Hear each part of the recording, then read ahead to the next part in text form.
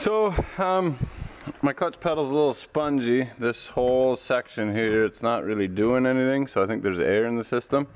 So it's a sealed unit. What happened was I was testing the pedal and I didn't have my reservoir mounted yet, so I pushed some air through. So to bleed a system like this is really simple. Just take the slave off of the transmission, so we'll do that. You need a steering wheel puller, and that's about it. Here we go. You can take your puller, just put it on there and bottom the push rod here up against the piston inside. Now you can climb in the cab and push on the pedal. If the pedal's hard, there's nothing wrong with your master and your slave, and the issue is in your clutch, and most likely you got to pull your transmission out. If it's spongy, then you got air in it, so one of two things, like what I did was step on the pedal with the reservoir down and I pushed air into it, hopefully. Or your master and your slave is shot. So you can go to Rock Auto, they're like 160 bucks, but this is a simple check to do before. And if it is the slave, you got to pull it off anyway. So we might as well do this. So we're gonna see how hard the pedal is and then we'll bleed it. Here we go.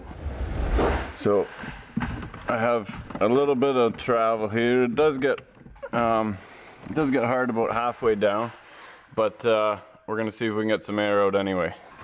Now just take a 3/8 bolt, stick it right on through, and you need something to push on, but just slowly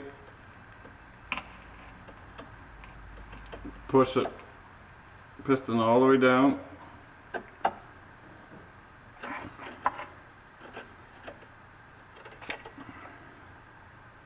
Let it retract, and what it'll do is it'll push all the air up into your reservoir, and then as the piston comes down, it'll suck just fluid back down again.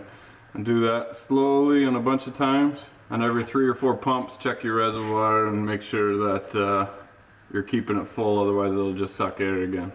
You can flick your hose and tap it and whatever. All you want to do is get all the air that's in here or trapped anywhere in the hose out to the reservoir. There we go.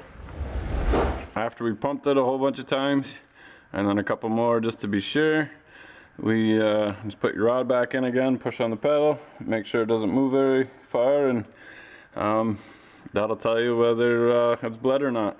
It's very simple to do, and much better than spending 160 bucks on a new clutch assembly and then waiting for it to show up or going somewhere.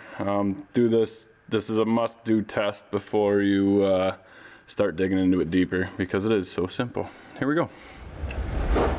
Much better.